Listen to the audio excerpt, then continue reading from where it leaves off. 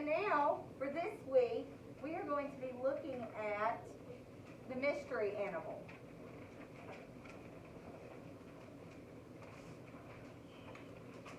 So the first thing that I want to do with my passage is I want to number my paragraphs, so I'll just kind of see what I'm working against. Raise your hand if you can tell me how many paragraphs are in this passage. All right, Zoe, how many paragraphs do you see in this passage? Okay, this one is number 1. This is number 2. This is number 3, 4, 5, 6. What indication do we have to tell us that a new paragraph is starting on this particular passage, Anna Grace? Indents. Okay, so we see where it has indented, which means that it has left us a space about ½ inch going in. Okay? So, raise your hand if you would like to read. And I'm going to assign reading parts. Okay? 1, 2, 3, 4, 5, 6. Okay? And then I'll pick up with you on the next thing that we read today, okay? Alright, so mystery animal. Go ahead and start for us. This animal diet consists mostly of meat and wild. It eats baby birds, frogs, rodents, and small reptiles. People sometimes feed them meat from picnics, but they are advised not to. This animal chooses to live near the water, where it can find prey easily. It is not considered an aquatic animal. However, it never drinks water because it gets all its water from the prey. It eats sometimes. It will claim territory near a farm and eats the baby chicks raised on the farm. This behavior upsets local farmers. This animal is well known for its characteristic call. Its call sounds like a loud and laughter. The name of this animal even comes from a word started like a stand for the sound. The animal makes a laughing call in the early morning, and as the sun sets, its call shows the community that it earned the name Bushman. There is even children's songs that tell about this animal because of the song many children know about this animal even throughout it lives in relatively small area of the world. One species of this animal usually grows together 1 foot to a foot and a half long. Its beak is around 1 and 4 inches. It weighs almost a pound when it's full grown. The animal lives as long as 20 years when in captivity. Male and female are similar, unlike other birds that feature a fancy Plumage. on the neck.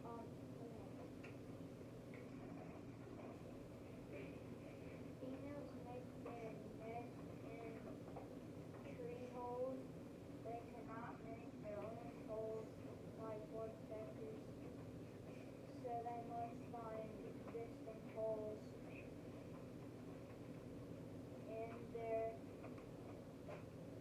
in trees. trees.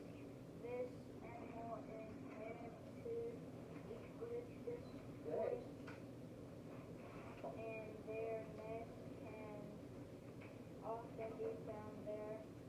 Their collective typically contain 1 to 5 eggs. The eggs hatch about a month after they are laid. It takes another month for the chicks feathers to grow and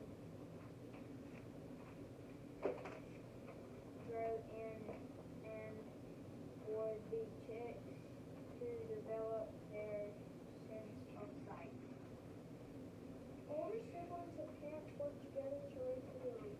After they have passed, as they grow, the learners will stay their parents to help raise the next generation. Eventually, they move out to find their own territory. When they are ready to mate, they choose one mate to keep for their life. Then the parents look for a place to build their home together. This animal is not abandoned. Even though its habitat is reducing due to human expansion, this animal has been able to adapt. Good deal. Alright, so the first time that we read it through, what are we looking for when we first read through on this first time? No, that's the second time. The statement that We read through to try to figure out what is it about? What kind of passage is this? So what kind of passage is this that we've just read, Maddie? It is informational. Okay, so now we're going to start taking it a little bit further. So we're going to say that this is an informational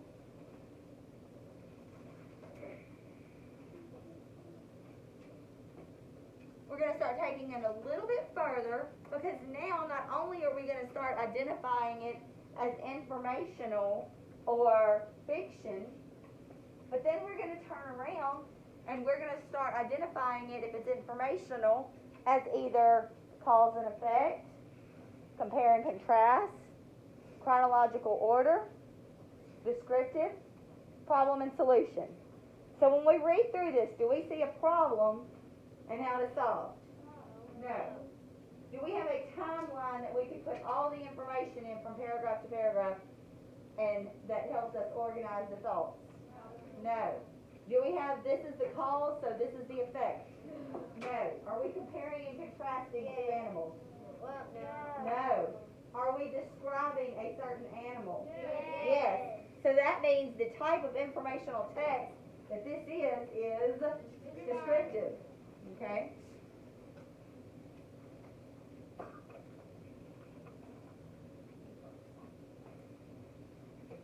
So now for our first read, we have identified that it is an informational text and that the writer used descriptive structure to be able to write it. So now we're going to look at each paragraph. And Yingling, what are we looking for on each paragraph? We are looking for the main idea in each paragraph. So go ahead and read through that first paragraph and raise your hand when you can tell me what you think the main idea of paragraph 1 is.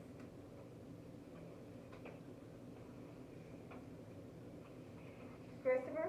Just tell me where they live, and, well, not where they live, where they live by, and What, paragraph 1? Paragraph 1.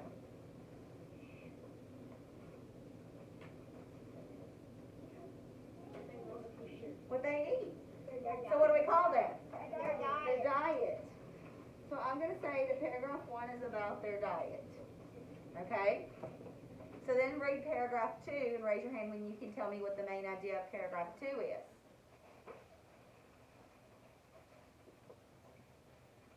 All right, Rylan? about the sound it makes. The sounds they make. Good. What?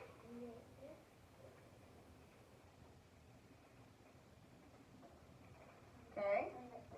Now we're going to read paragraph 3 and figure out what paragraph 3 is about. Aaliyah? About what they look like and how big they get. Okay, what they look like, their appearance.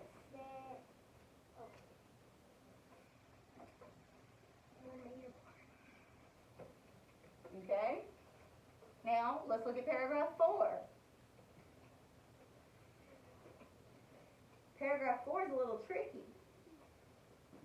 Alright, Ian, what do you think paragraph 4 is about? Where they live Where they live. and how they're related to other animals. How they get their trees. Which is what? Oh. Huh? Reproduction. Okay? So where they live and how they reproduce. Okay? Now, looking at paragraph 5. Alright, Maddie? How they Okay? And how long they stay.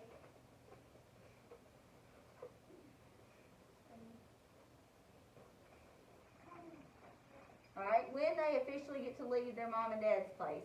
When they find a husband or a wife that they can start their own family with. Not much different than ours, right? Alright, let's look at paragraph 6. What is paragraph 6 about, Casey? How they pick their habitat. Alright, well it says They adapt. how they adapt, which keeps them from being what? Killed. Endangered. So they go straight to husband and wife and not boyfriend and girlfriend? Well, I'm sure they have a courting time somewhere in there where they choose who they want to spend the rest of their lives with. Alright, so adaptations, keeping them from the smallest paragraph, longest thing, huh? The biggest thing. Okay. So now, first time I read through it, I identified it as an informational text, and we said that it was descriptive. That was the structure that was used.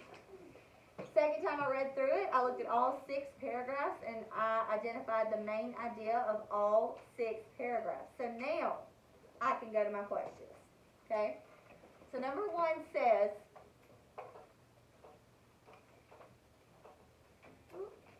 which statement best describes the main idea of paragraph 2? So paragraph 2, if we go back over here, was about what? The sounds that they what? The sounds that they make. Alright, so I'm going to go through each answer choice and decide if that is talking about sounds that they make. A says, this animal has a song about it. Does that tell me about the sounds that they make? No. So that gets next. This animal is known for its call that sounds like laughter. Maybe. Because it says sounds. Okay?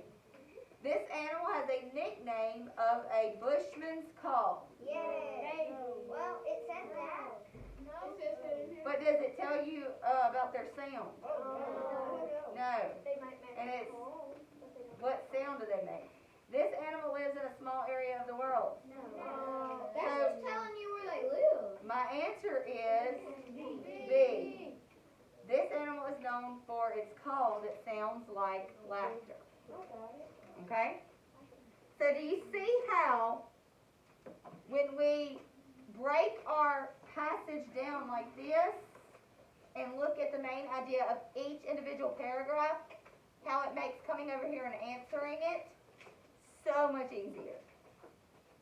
So much easier. Okay? A little bit more work, but then it's an easy process. Alright, then the last one we're going to look at is using context clues to determine the meaning of the underlined word. Write your own sentence using the underlined word. My aunt's perfume is so strong and fragrant that I sneeze every single time she hugs me. So what does fragrant mean? Smelly.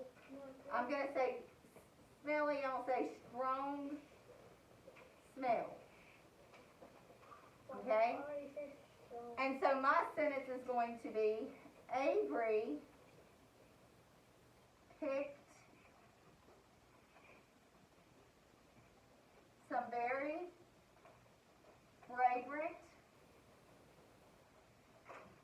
flowers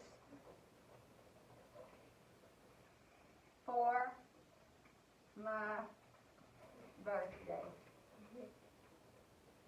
Also happens to be the ones I'm allergic to. It was so sweet every day. She tried. Alright. So, they had a very strong smell. Alright?